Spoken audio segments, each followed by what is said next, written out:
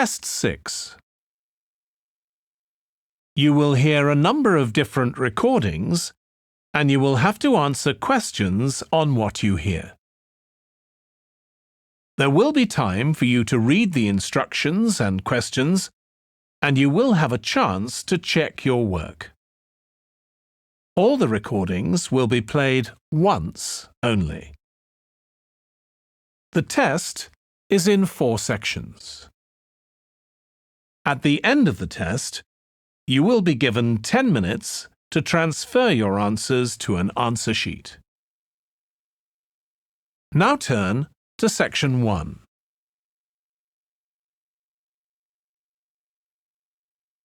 Section 1. You will hear a woman phoning a box office to ask about a festival in the town of Kenton. First, you have some time to look at questions 1 to 5.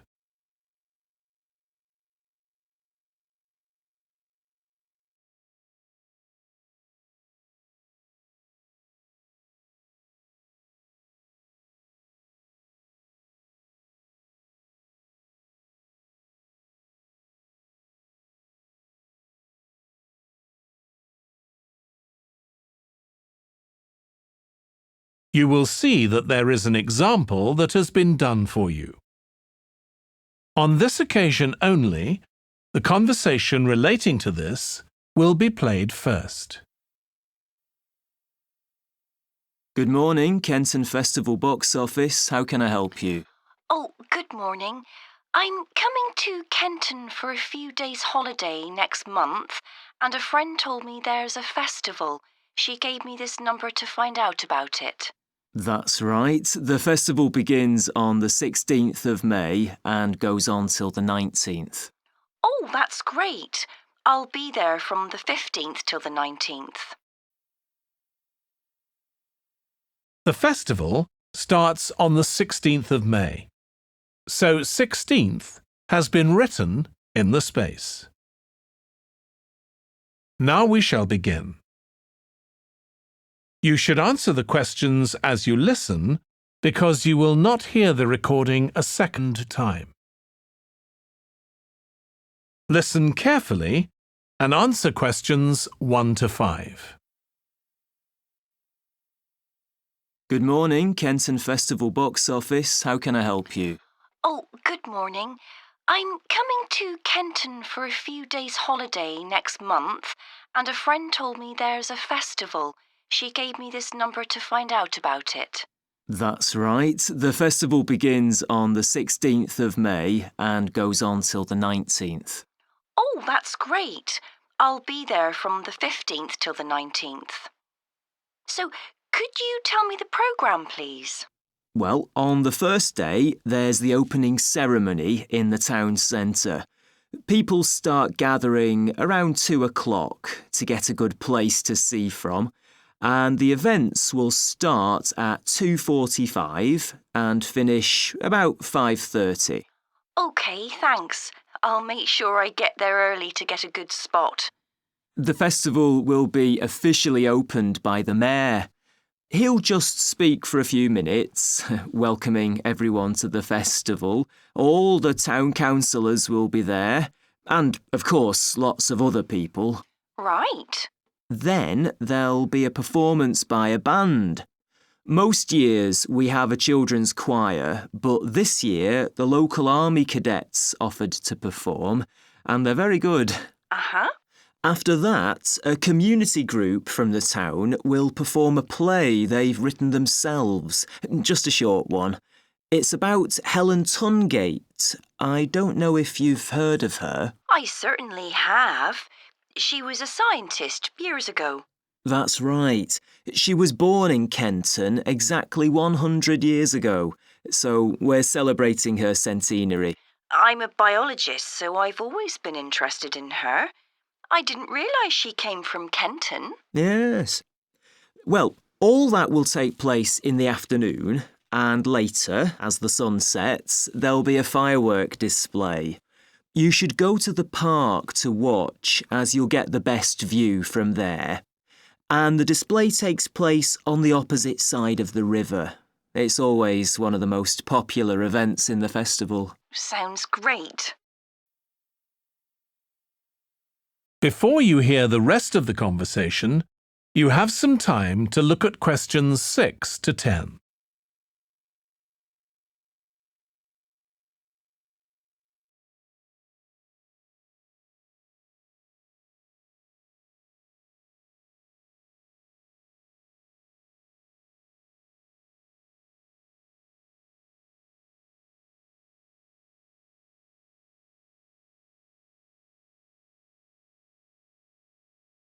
Now listen and answer questions 6 to 10.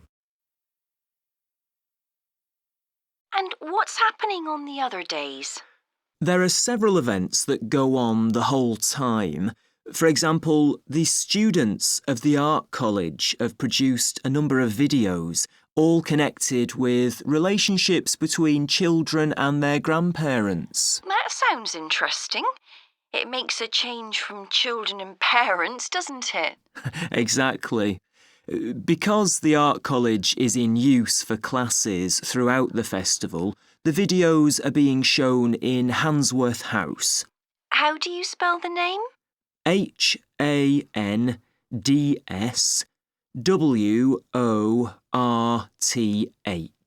Handsworth House.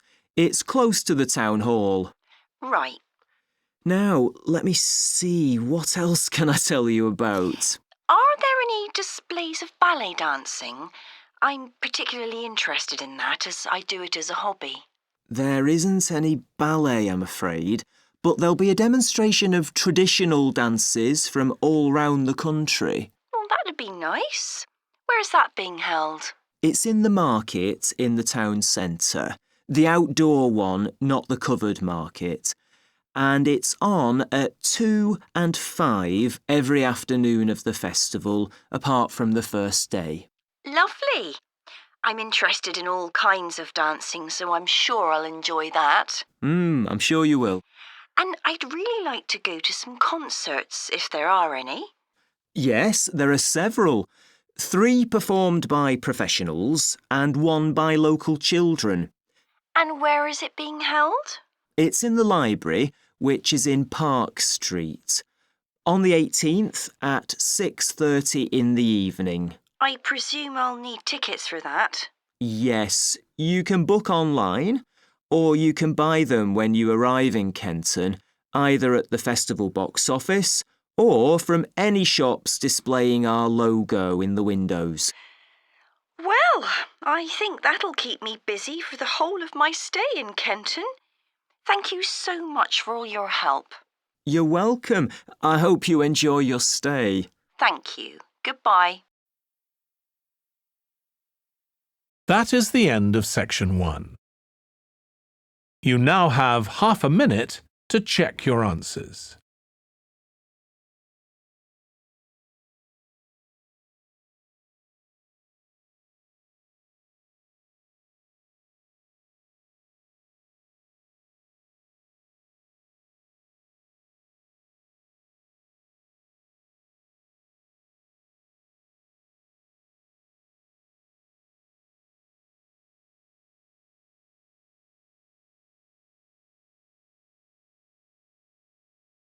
Now turn to section 2.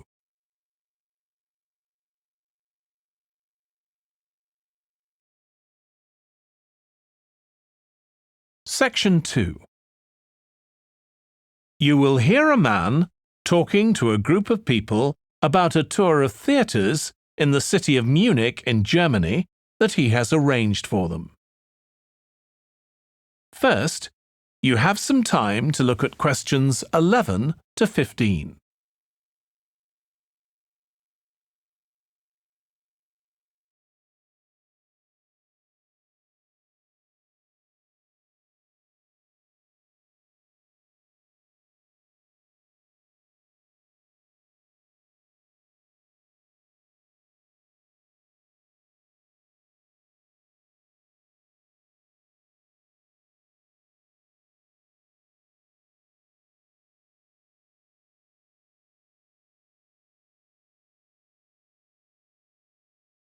Now listen carefully and answer questions 11 to 15.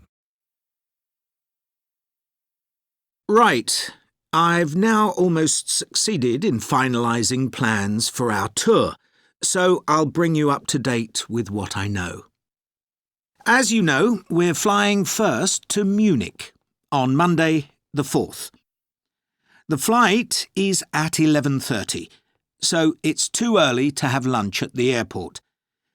I suggest we meet there for coffee at 10, which should give us plenty of time for breakfast before we leave home.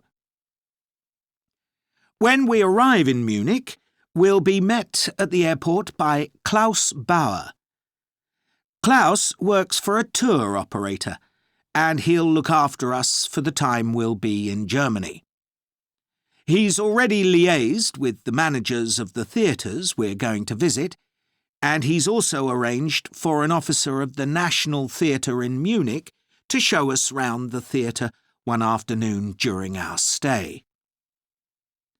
Now, last time we discussed this trip, I didn't have the precise cost for hotel rooms, but now I have. The normal rate at the hotel where we're staying is €150 a night for a double room. I'd hoped to get that down to €120, but in fact I've been able to negotiate a rate of €110. That'll be reflected in the final payment, which you'll need to make by the end of this week. On Tuesday, the day after our arrival, I had hoped we could sit in on a rehearsal at one of the theatres, but unfortunately that's proved very difficult to arrange. So instead, we'll have a coach trip to one of the amazing castles in the mountains south of Munich. On Tuesday evening, we'll all have dinner together in a restaurant near our hotel. From talking to you all about your preferences, it was clear that a typical local restaurant would be too meat-oriented for some of you. Some of you suggested an Italian restaurant, but I must confess that I decided to book a Lebanese one, as we have plenty of opportunities to go to an Italian restaurant at home. On Wednesday afternoon, the director of the play we're going to see that evening will talk to us at the theatre. She'll describe the whole process of producing a play, including how she chose the actors, and, as the play we're going to see is a modern one, how she worked with the playwright.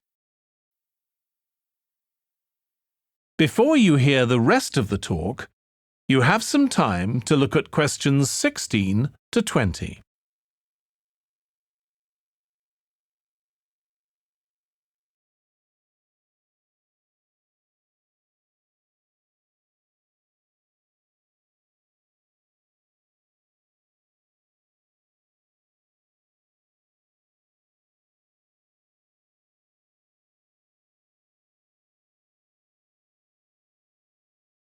Now listen and answer questions 16 to 20.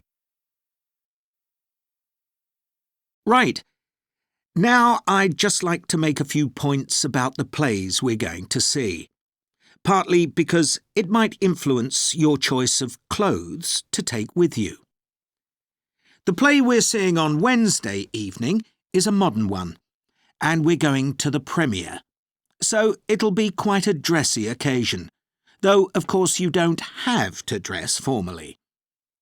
I gather it's rather a multimedia production, with amazing lighting effects and a soundtrack of electronic music, though unfortunately the playwright is ill and is unlikely to be able to attend.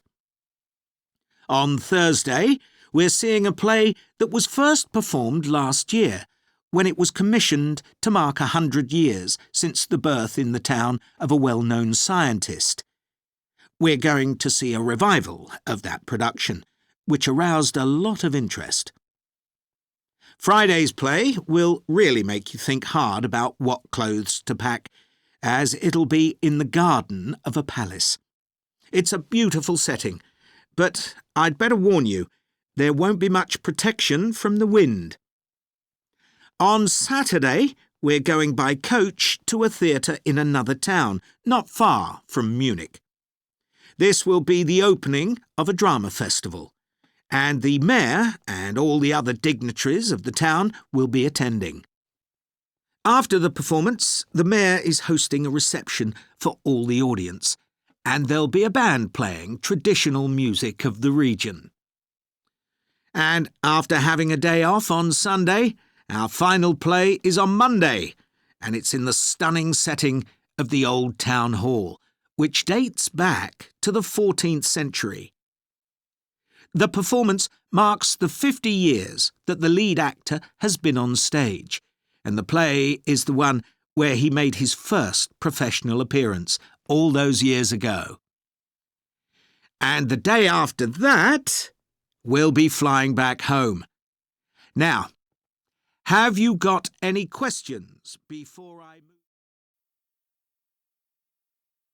That is the end of section 2. You now have half a minute to check your answers.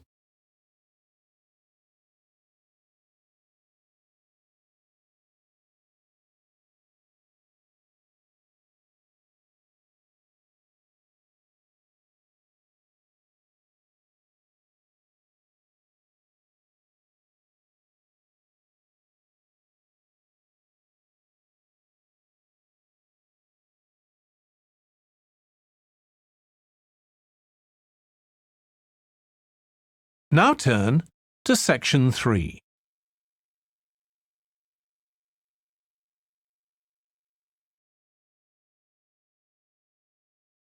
Section 3.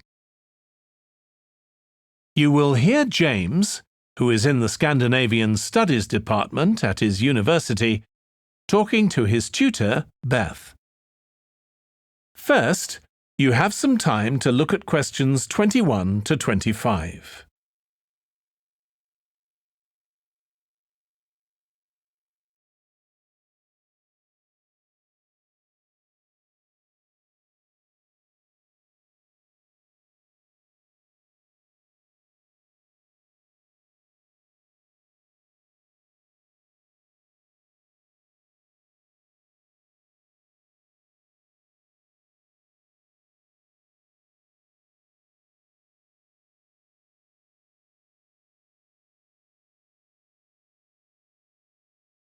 Now listen carefully and answer questions 21 to 25. Oh, good morning. You must be James. I'm Beth Cartwright. Please call me Beth. Thank you.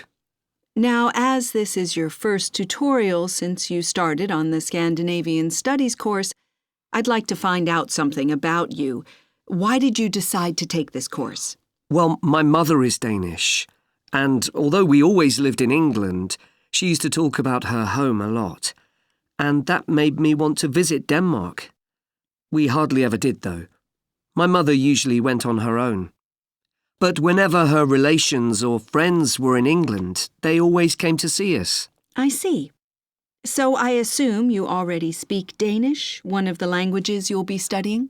I can get by when I talk to people, though I'm not terribly accurate. Now, you probably know that you'll spend the third year of the course abroad. Have you had any thoughts about that? I'm really looking forward to it. And although Denmark seems the obvious place to go because of my family connections, I'd love to spend the time in Iceland. Oh, I'm sure it can be arranged. Do you have any plans for when you graduate? A lot of students go on to take a master's degree. I think the 4 years of the undergraduate course will be enough for me.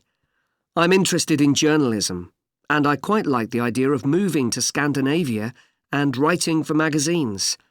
I'd find that more creative than translating, which I suppose most graduates do. Okay. Now, how are you finding the courses you're taking this term, James? Well, I'm really enjoying the one on Swedish cinema. That'll continue next term. But the one on Scandinavian literature that's running at the moment will be replaced by more specialized courses.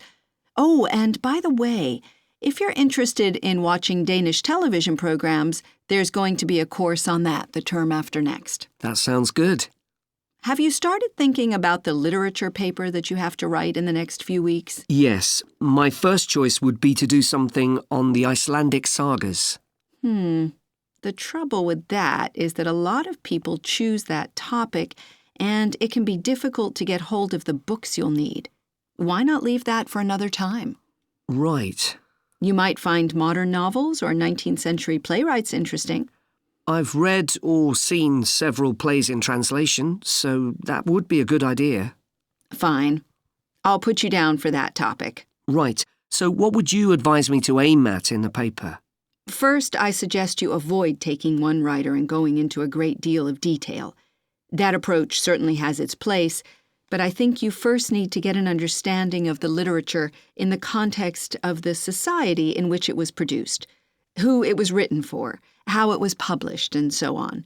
I also think that's more fruitful than placing it within the history of the genre. Okay, that sounds reasonable.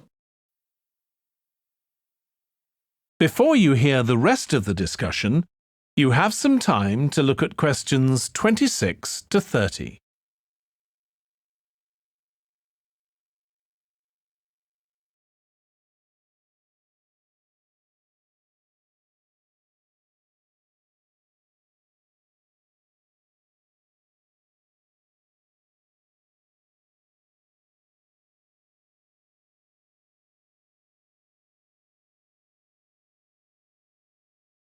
Now listen and answer questions 26 to 30.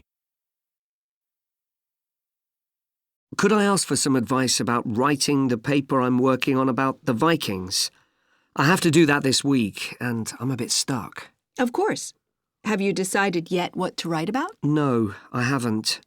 There's so much that seems interesting. Viking settlement in other countries, trade, mythology. Well, what I suggest is that you read an assignment a student wrote last year, which is kept in the library.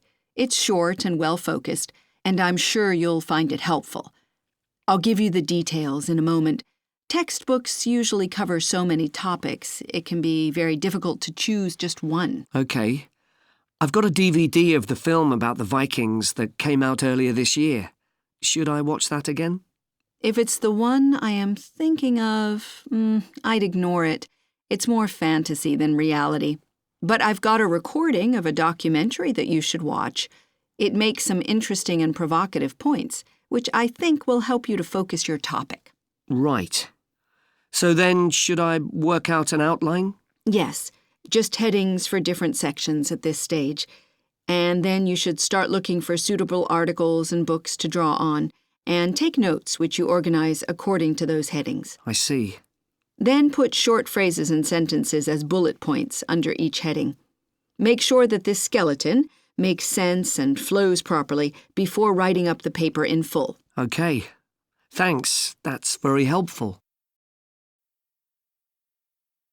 That is the end of section 3. You now have half a minute to check your answers.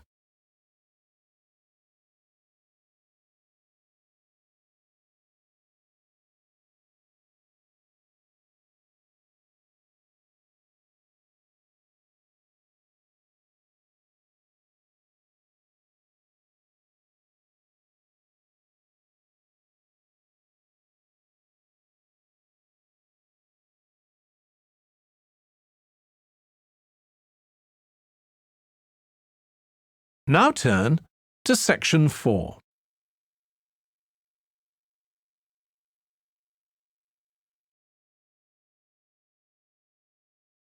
Section 4. You will hear part of a lecture about conflict at work, given by a business studies lecturer. First, you have some time to look at questions 31 to 40.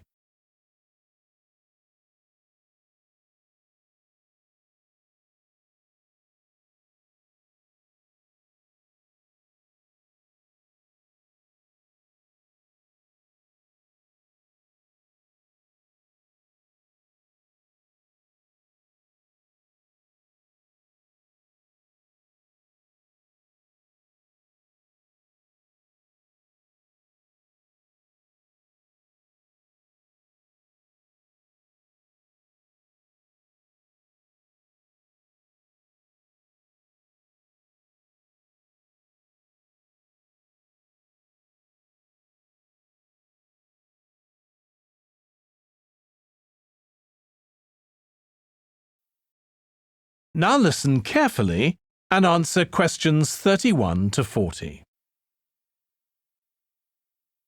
Over the years, attitudes towards workers have changed considerably. After all, there was a time when workers had no rights at all and laboured in appalling conditions.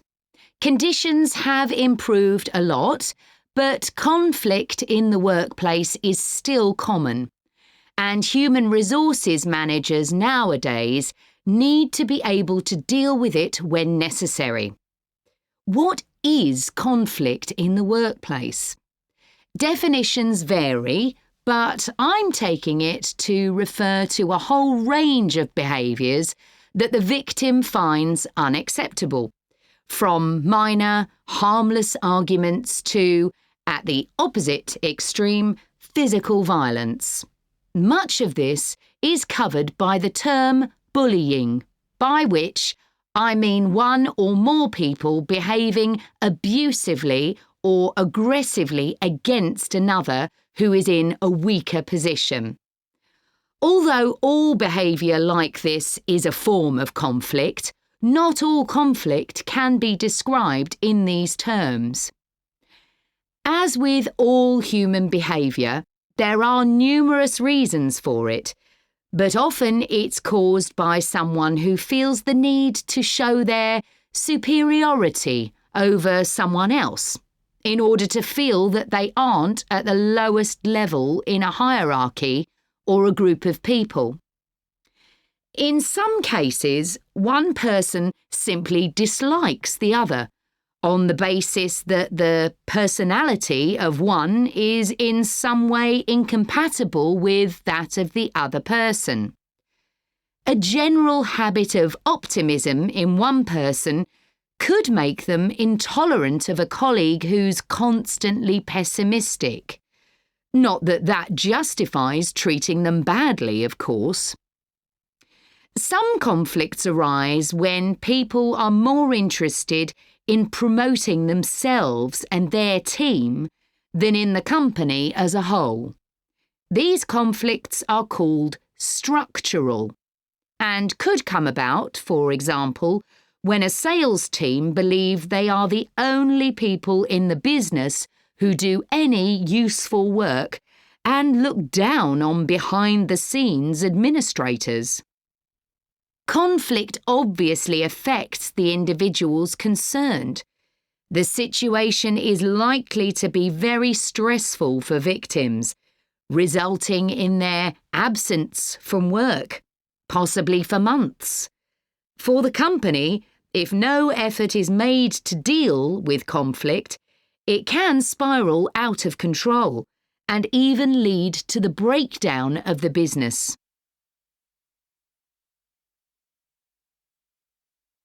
Some interesting work with chief executives, CEOs, has uncovered some of the reasons why they may treat colleagues badly. Many CEOs combine two opposing characteristics: confidence, that is, the belief that they're capable of great achievements, with a high level of anxiety, a fear of missing targets, whether set by themselves or by the directors of the company. This combination can make them respond badly to anyone who questions their decisions.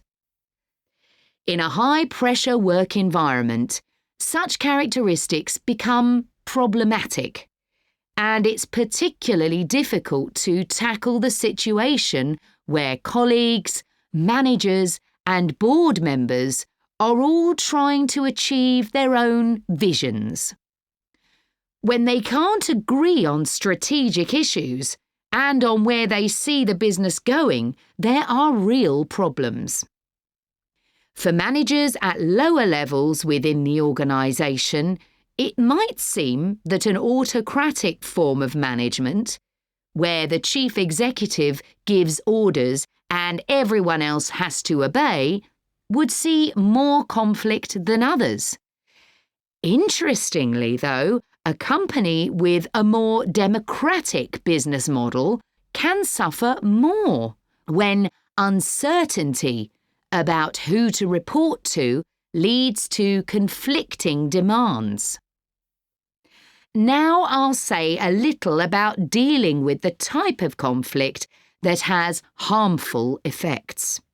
Of course, the ideal is to prevent it arising in the first place.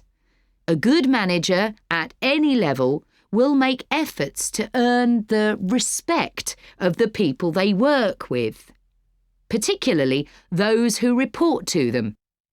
That will involve politeness in all communications and treating them as equals who happen to have a different role within the organisation. Sometimes, of course, conflict does occur and can get out of hand. In such cases, the Human Resources Department often gets involved.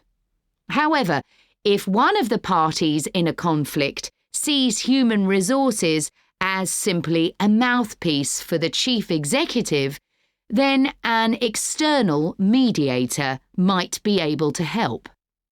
By talking to both sides and trying to find the truth of what's been happening, they can build a clear picture of the situation and give feedback that both sides will accept, precisely because they're independent. That is the end of section 4. You now have half a minute to check your answers.